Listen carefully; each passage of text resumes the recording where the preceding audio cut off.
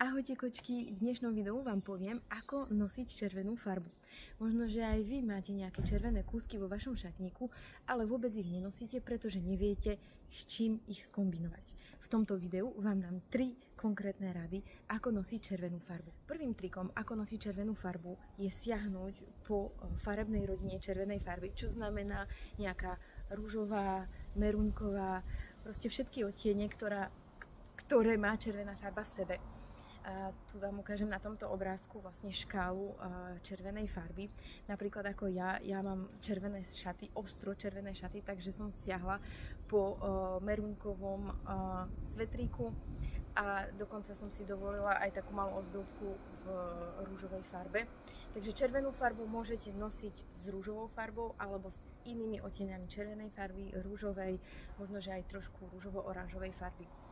Druhý tip, ako nosiť červenú farbu, je nosiť červenú farbu s neutrálnymi farbami. Aké sú neutrálne farby? Takisto dole na tomto obrázku uvidíte škálu neutrálnych farieb. Čiže môže to byť nejaká bežová, môže to byť hnedá, môže to byť kaki zelená, môžu to byť pastelové farby.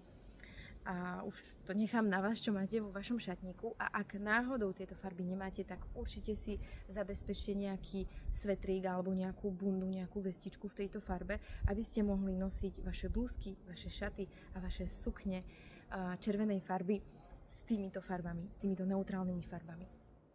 A treťou radou, ako nosiť červenú farbu, je ju nosiť vlastne s riflovinou, s džinsovinou, nazvite si to ako chcete, ale džinsovina je vlastne, považuje sa medzi neutrálne farby, pretože naozaj ju môžete nosiť s akoukoľvek inou farbou, čiernou, sivou, zelenou, modrou, žltou, naozaj s akoukoľvek farbou.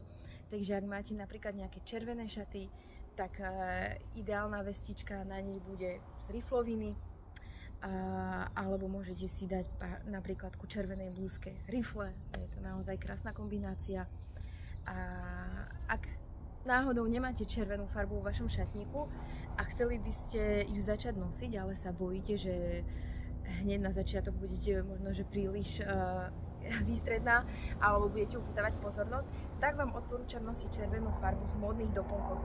Môžete si dať napríklad nejakú krásnu červenú gumičku z hodvábu, môžete si kúpiť nejakú čelenku alebo nejaké prstienky s červenými kamienkami, červenú kabelku, alebo vynikajúce sú takisto červené lodičky. Napríklad keď máte nejaký bežný outfit, čo znamená rifle, biela blúzka a chcete uživiť tento outfit, tak si k nemu dajte červené lodičky. Uvidíte, zmení vám to celý deň a pri najmenšom zmení vám to náladu, pretože červená farba je farba pozitívna, je to farba lásky a je to farba jary takisto. Takže preto vám naozaj radím nosiť tú červenú farbu, pretože ona vám rozžiari ten váš deň a priniesie veľa pozitívnej energie do vášho dňa. A možno, že aj veľa lásky, kto vie. Takže milé dámy, a na záver by som vám chcela ukázať, ako si vyskladať outfit, ak máte nejaké výrazné červené šaty, také napríklad ako mám dnes ja. Ja sa postavím trošku ďalej, aby ste videli.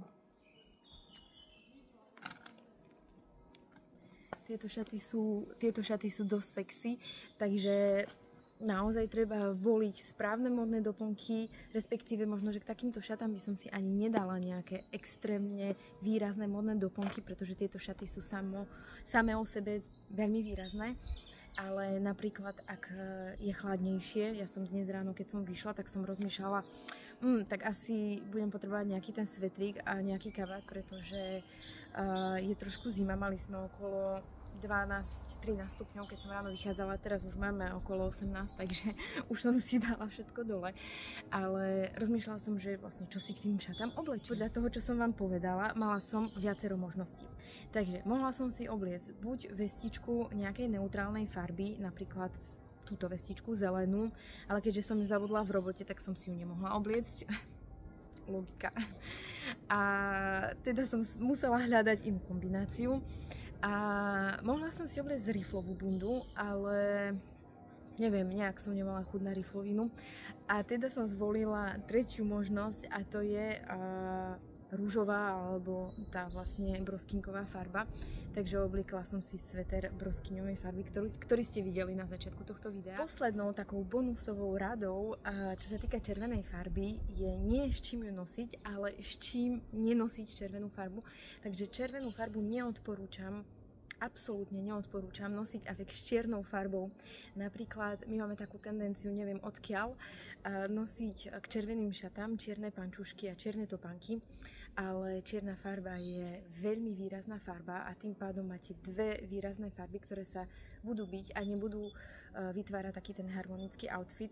Čiže preto ja odporúčam k červeným šatám dať si nejaké pančušky svetlej farby, môžu byť bežové, môžu byť sivé alebo môžu byť nejaké transparentné, čiže priesvitné, ale nemali byť určite čiernej farby. Pretože ak si dáte pančušky čiernej farby, tak potom tá silueta je veľmi taká ťažkopádna a veľmi kontrastná.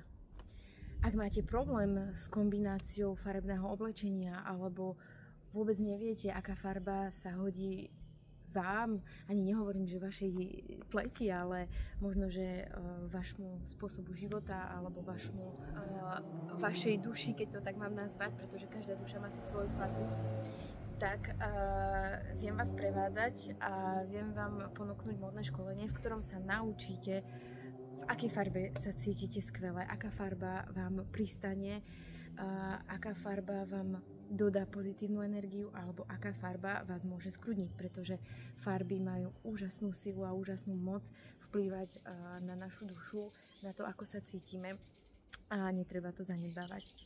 Ja som zástanca toho, že nemyslím si, že každá žena má iba istú škálu farieb, ktorú by mohla nosiť. Ja si myslím, že každá žena pozná tie farby, ktoré jej robia dobre. Niektoré pristanú jej pleti, ale ktoré jej robia dobre.